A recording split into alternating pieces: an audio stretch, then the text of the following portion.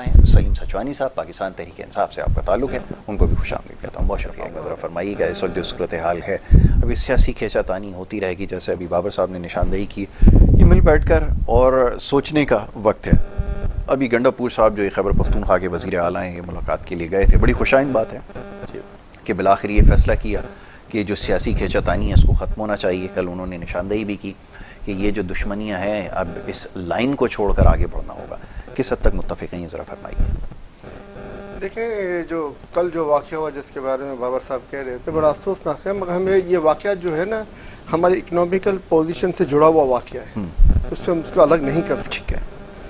जो ये कल का वाक़या हुआ, जो स्ट्रीट क्राइम के वाक़यात हो रहे हैं, जो अफवाज पाकिस्तान के जो हमारे शहीद हो रहे हैं, जो हम पे 400 ड्रोन अटैक हुए, ये सारा का सारा जो है वो हमारे मार्च से रिलेटेड है और ये करप्शन से रिलेटेड है। जो करप्शन के हज़ारों अरब डॉलर जो हमारे हुक्मरान तबका, जिसके अंदर जजेस भी शामिल है, जिसके अंदर जनरल्स भी शामिल है, जिसके अंदर सियासतदान भी शामिल है, जो उन्होंने यहाँ से गरीब आवाम का पैसा लूट के हज़ारों अरब डॉलर, और हम पे कर्जा सिर्फ 150 अरब डॉलर का है, और उनके आप करप्शन की मनी देखें वो हज़ारों अरब डॉलर में वहाँ पे पड़ी हुई है हमारी। और उन्होंने यहाँ पे जानबूझ के ऐसे मनसूबे लगाए कि अवाम माशी तौर पर दबाव का शिकार है, अवाम उलझी रहे। आप देख लें कि पाकिस्तान के पास एटमी टेक्नोलॉजी होने के बावजूद, पाकिस्तान के पास जो दुनिया का चीपेस्ट तरीन जरा है जिससे हम बिजली हासिल कर सकते हैं, दुनिया का चीपेस्ट तरीन है, उसको छोड़ कर दुनिया का महंगा तरीन जरिया जनरेटर लिए हैं, जिससे पेट्रोल से जो है वो बिजली तैयार हो रही है।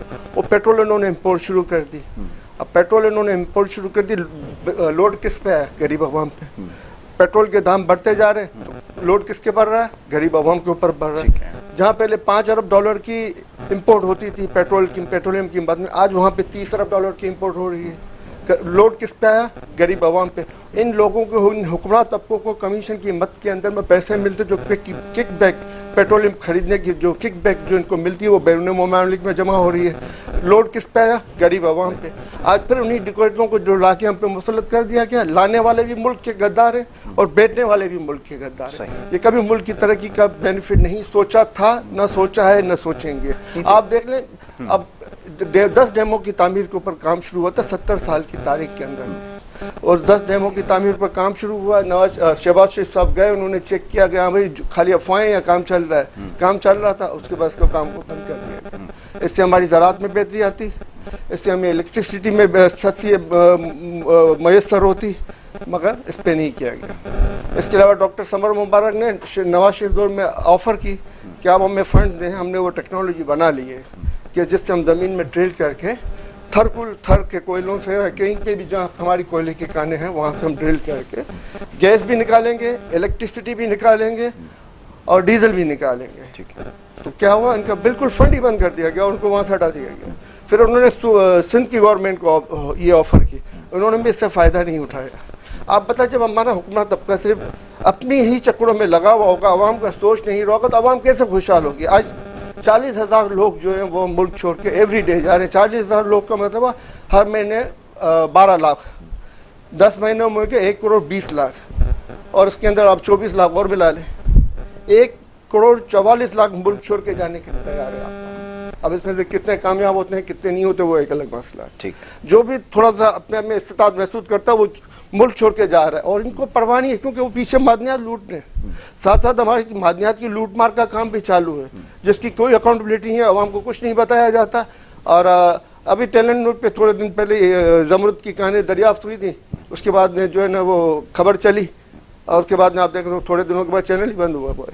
अब ये क्या रीजन, वो तो अल्लाह बेहतर जानता है, वो अल्लाह बेहतर जानता है। मैं आपको भी कुछ मैं आपको कह रहा हूँ, वो अल्लाह बेहतर जानता है, वो अल्लाह बेहतर जानता है, बंदे भी जानते हैं, बिल्कुल ऐसा। वो अल्लाह बेहतर जानता है, वो आप जानते होंगे, वो आप बता देंगे। मगर मैं तो यही कहूँगा, मैं नहीं जानता तो मैं तो अल्लाह बेहतर जानता है। मगर मेरे को नजर ये आया कि इन्होंने इतनी बड़ी कहानों का इंतजाम किया, इसके बाद बंद हो। बिल्कुल ठीक है, नहीं आपकी जो हमें नजर आया हम वो बोल रहे हैं। तो ये सब चीजें जो है गरीबों के हुकूक के ऊपर डाका मारा जाता है। और जब तक एक नुक्ते को मुत्तफिक नहीं होंगे सब, हमें इस मुल्क से रिश्वत का खात्मा करना है।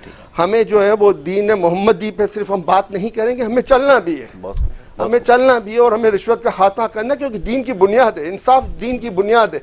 हम इस बुनियादों को जड़ों से उखाड़ के फेंक दिया है, और फिर हम तवक्का करते हैं कि मुल्क आगे जाए, फिर हम तवक्को करते हैं कि मुल्क खुशहाल हो, हम सिर्फ लोगों को बहला रहे हैं, हम सिर्फ लोगों के ऊपर सर से आते हैं पीछे से चंबा मार रहे हैं। ये चंबा मारने और बहलाने वाले सिचुएशन खत्म होनी चाहिए। और आवाम ने पिछले इलेक्शन में साबित किया कि हमें ये सिचुएशन नहीं पसंद है, इसीलिए इन्होंने जो है ना 8 फेब को वोट दिया। मगर 8 फेब को वोट जिन्होंने लिया उनको सीटें से महरूम करके 9 फेब वालों को कामयाब कर दिया गया। फॉर्म 45 अवाम का हक होता है, जो अवाम के होते हैं, उन फॉर्म 45 वालों को सीटों से महरूम करके फॉर्म 47 वालों को सीटें दे दी गई। जब इस तरह की खुली खुली बदमाशी गुंडों का राज होगा जिस मुल्क के अंदर, वो मुल्क कभी तरक्की नहीं कर सकता, वो कभी मुल्क खुशहाल नहीं हो सकता। और उसके अंदर में जो है ना अवाम कब तक दबती है और कब दब के उठती है वो अल्लाह कर रहे हैं ना।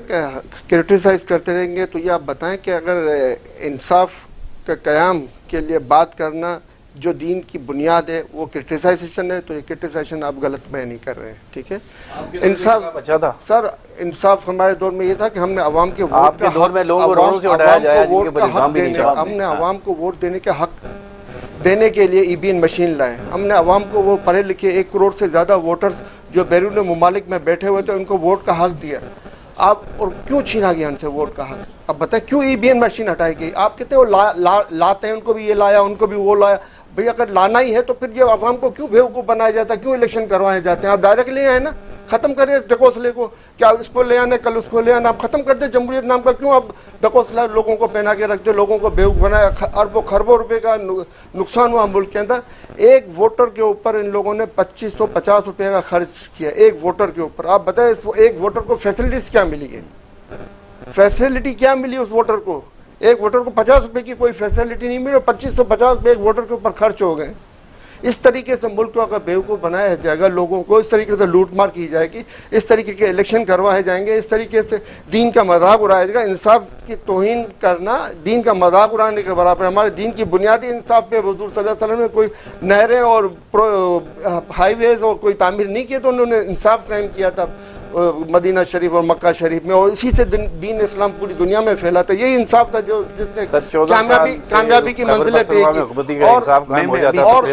और ये जो प्रोजेक्ट जो के एहसास प्रोग्राम के तहत बिला इम्तियाज लोगों को पैसे दिए गए, बिजली की नरखों में इंडस्ट्रीज को रियायत दी गई, टेक्सटाइल के और दीगर को, तो उसका नतीजा इम्पोर्ट इंक्रीज हुई हमारी, और एक्सपोर्ट हमारी इंक्रीज हुई जो कि 35 अरब डॉलर तक पहुंच गई।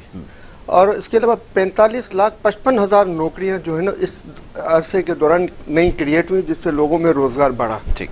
और जीडीपी ग्रोथ 6.1 पे आ गई, जो कि एक पाकिस्तान की हिस्ट्री की जो एक अच्छी तरीन जो ग्रोथ जो दीगर बैरूनी ममालिक की सपोर्ट से हुई थी, वो ये बिगर किसी बैरूनी मुल्क के सपोर्ट से हुई, जो कि एक अच्छी अलामत थी। ये मुल्क जो है अच्छाई की तरफ जा रहा था। गरीबों में कम से कम एक एहसास प्रोग्राम के तहत उनको पनाहगाहें मिल गई थी, वहाँ पे इनको मुफ्त खाना तकसीम हो रहा था, जिससे जो है लोगों में एहसास महरूमी थोड़ा कम हुआ था 70 साल तारीख में पहली बार। और लोगों में जॉब्स क्रिएट हुए। अब जॉब्स जब 45 लाख जॉब्स मजाक नहीं होते, अच्छी खासी एक हैवी ह्यूज क्वांटिटी है जॉब्स की। और अगर ये आप देखें कि पाकिस्तान को IMF के चुंगल से निकालने के लिए बहुत बड़ा कदम होने वाला था, जो रशिया से ऑयल का माहिदा होने वाला था, जिसके 40% डिस्काउंट के ऊपर अगर हम ऑयल लेते तो हमें रशिया के पास जाने की और रशिया के IMF के पास जाने की जरूरत ही खत्म हो जाती, क्योंकि आपके 30 अरब डॉलर से 12 अरब डॉलर सालाना आपको ये बच जाते और मुल्क एक नए दौर में दाखिल हो जाता। और जिस वक्त ये सजाओं का कह रहे हैं, उस वक्त जिस वक्त ये शहबाज शरीफ और दीगर को सजाएं होने वाली थी, जब इनको सजाएं होने वाली थी, उसी वक्त इनको लाके रिजीम चेंज करके इनको हुकूमत पे बिठाया गया। तो इस तरीके से अगर आप बिठाने हैं लोगों को, इस तरीके से निकालना है लोगों को, तो फिर मैं फिर अपनी बात रिपीट करूंगा कि इलेक्शन करवाने की जरूरत जो है वो खत्म कर दी जाए। अच्छा, और डायरेक्ट लाया जाए और डायरेक्ट बिठा दिया। आदाद शुमार नहीं है, ये वो आदाद शुमार है जो शहबाज शरीफ गवर्नमेंट ने जो निकाले थे, और उनको मैनिपुलेट करके जो है ना बातों को घुमा फिरा के असल मौजू जो है उससे हटाना, वो जो है वो कोई इससे हकाइक छुप नहीं जाते। ठीक है, आ जाए। और आप जब है तज्जियाकार बनते हैं तो फिर तज्जियाकार के हिसाब से आप बात करें, एक न्यूट्रल और प्रॉपर वे में बात करें कि भाई जब वो एक बंदे जो जहाँ से आपके सामने प्रॉपर है कि ये सामने बंदों ने पैसे लूट के बैरून मुमालिक में रखे हुए इतने रखे हुए हैं, तो कम से कम आइंदा न लूटे जाए उसका तो बंदोबस्त करें। उसका भी तो बंदोबस्त नहीं हो रहा। आज तक असेंबली में जाए ना, बिल पेश करें सर। आज तक मेजॉरिटी आपके पास है जो ना लूटमार अपोजिशन की गई है वो मजीद लूटपाट ना हो सके, इसके ऊपर तो काम अभी हुकूमत है ना इनके पास।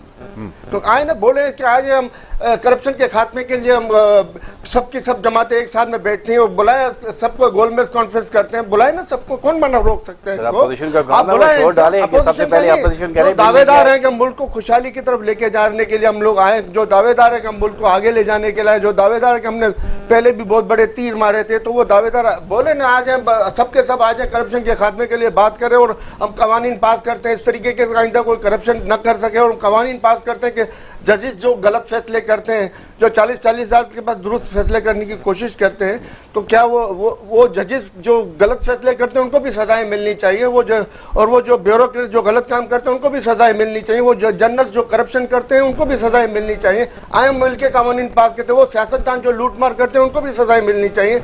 आए बैठ के हम कानून पास करते हैं, बुलाए सबको, मगर कभी नहीं बुलाएंगे ये, क्योंकि इनकी नीयत ही नहीं है इस चीज की। बुलाना चाहिए, लेकिन पहले आप माफी मांग लें सारे की, हमने 3 साल बुलाना चाहिए, पहले आप माफी मांग ले, पहले आप माफी मांग ले, पहले आप यूं कर ले, पहले आप यूं कर ले, क्योंकि नीयतें नहीं है ना। तो कह रहे हैं वो चोर है, नीयतें नहीं है, हम तो ये नहीं कह रहे हैं चोर हैं, हम तो कह रहे चलो पुरानी बातों को पर्दा डालो, पुरानी बातों को पर्दा डालो, आओ आगे की बात कर लो, आओ आगे की बात कर लो, बुला लो। आप ये कह रहे हैं कि ऑपोजिशन का भी जिस तरीके से अमीन गंडापुरी ने 70-75 साल की तारीख में खड़े रोके असेंबली के फ्लोर पे कहा, राशि वल मुर्तशी कलौम माफिल नार, रिश्वत देने वाला दोलू दोस्त की ये हदीस शरीफ उसने सुनाए शहबाज शरीफ भी हदीस शरीफ, और बुलाए सबको, क्या हम मिलकर खत्म करते हैं करप्शन, मुल्क को आगे की तरफ लेके जाते हैं, हम मुल्क को आगे की तरफ लेके जाते हैं, मगर नहीं, कुछ नहीं, ऐसा कभी नहीं होगा, क्योंकि लेकिन फिर ये पैदावार भी करप्शन की है, ये आय भी करप्शन के लिए है, और ये उसके लिए आपको एग्जांपल जो लाने वाले उनको भी सुने, हमारी बात भी तो सुने ना। कह रहा है ना ये बात, तो कौन देगा? अफसर है ना गवर्नमेंट में जिन्होंने किए, दे सजाएं उनको, है ना गवर्नमेंट में, तो दे सजाएं, हम थोड़ी मना कर रहे, जो खरबपति है जिन्होंने करप्शन किया उनको सजाएं मिलनी चाहिए। बैंड की मैं तायद करता हूँ, उनको भी मिलनी चाहिए, और जो वज़ीर आज़म बन के बैठे हैं करप्शन करके उनको भी सजाएं मिलनी चाहिए, सदर पाकिस्तान बन के बैठे हुए उनको भी सजाएं मिलनी चाहिए, सबको मिलनी चाहिए, जिन्होंने करप्शन करके अवाम के हक के ऊपर डाका मारा, अवाम को लकीर से नीचे डाला है, उनको सजाएं मिलनी चाहिए। सर मैं कह रहा हूँ जो बुलाए ना आप बुलाए करप्शन के खात्मे के लिए जो इन्वॉल्व है उसको मिलनी चाहिए, यही इमरान खान का बात है, करप्शन में जो इन्वॉल्व है उसको सजा मिलनी चाहिए। तो आप आज आप करें ना, आप अभी हुकूमत में कब्जा करके बैठे हो, तो आप बोलो आ जाओ खत्म करते हैं हम करप्शन, मिल के सबको बुलाएं, आप बुलाएं, आप सबको दावत दें। हुकूमत के कब्जा ना कोई करता है, ना कब्जा कर रही है कब्जे की हुकूमत है, फॉर्म 47 और 9 मई के 9 फरवरी की पैदावार हुकूमत है, ये कब्जे की हुकूमत। जहाँ ये जीते वो गुड है, जहाँ ये हार गए आ जाओ सबके साथ फॉर्म 45 मंगवा लें, किसी भी जगह में, किसी भी जगह में। सर खैबर पख्तूनख्वा समेत पूरे मुल्क से फॉर्म 45 मंगवा लें, उसके हिसाब से बात करें। हम तो कह रहे हैं आ जाओ पूरे मुल्क के अंदर में फॉर्म 45 के हिसाब से आके किसी को करा लें आप। देखें किसी को एक बात आप मगर नहीं देखें भाई, बड़ी एक आदमी की आदत होती है ना कि इतना झूठ बोलो कि अवाम करता है, जो इनका कायद है उसने ये तरबियत दी हुई है कि इतने झूठ बोलो जैसे लोग जो है माने, बातों को मैनिपुलेट करते हैं, अच्छी बातें करते हैं, मगर इम्प्लीमेंट कुछ भी नहीं होता मेरे बस में। अब अगर मैं तो ये बात कहना मैं हुकूमत में हूं ना, किसी पार्टी में हूं। ईवीएम मशीन जो आए उसके कानून को अगर उन्होंने चेंज किया तो उसको मनसूख तो नहीं करना चाहिए, उसको तब्दील करना चाहिए। इन्होंने ये बातें रखी थी, इसके अंदर हम ये मजीद ऐड करके उसको मजीद बेहतर कर दिया ताकि आवाम को वोट का हक मिले और आइंदा इलेक्शन शफाफ हो। इन्होंने ये नहीं किया, बल्कि उन्होंने उसको बिल्कुल रोल बैक कर दिया ताकि धांधली भरा इलेक्शन दोबारा हो सके। इसके अलावा फॉरेन में रहने वाले वोटरों को जिस तरीके से हक दिया गया था, वो कहते हैं हम इसको इस तरीके से मजीद बेहतर कर रहे हैं ताकि वो रहने वाले जो वोटर्स हैं इनको मजीद सहूलियात मिले। इन्होंने ऐसे नहीं किया, बल्कि उनका हक महरूम कर दिया इन्होंने। इससे आप अंदाजा लगा ले कि बेहतरी के लिए तो ये कुछ काम करते नहीं है। अवाम को जो है पेट्रोल के एक्सपोर्ट इंपोर्ट के अंदर में जो है इन्होंने उलझा दिया है। नंबर 1, महंगी बिजली के प्रोजेक्ट्स में अवाम उलझी हुई है। अवाम जो है वो जो इंडस्ट्रीज जो ग्रोथ होनी चाहिए थी, जो इंडस्ट्रीज जिसको मुल्क की खुशहाली के लिए काम करना चाहिए, उनको बच्चों की परीक्षा अगवा बरा तावान करके उनको मुल्क छोड़ने पर मजबूर किया गया और मल्टीनेशनल कंपनियों को यहाँ पे लाया गया। वो मल्टीनेशनल कंपनियां रुपए में कमा के डॉलर में पैसे लूट के ले जा रही हैं। अब वो डॉलर कहाँ पे पूरा करेंगे आप? ये तो खान साहब हैं जिन्होंने IPPs की कंपनियों को बाउंड किया, इन्होंने बाउंड किया कि 145 के ऊपर अगर कोई भी डॉलर का अमाउंट जाएगा तो वो आपको रुपए में पैसे मिलेंगे। 145 तक आपको जो है वो मुआहदे थे वो जी, अगर ये मुआहदा ना होता तो आप बताएं आज 270 रुपए में ये डॉलर पूरे कर सकते थे, नहीं कर सकते। सलीम साहब, ये खान साहब ही की जो बिल्कुल ठीक है, बहुत शुक्रिया सलीम साहब आपका, आपने प्रोग्राम में हमें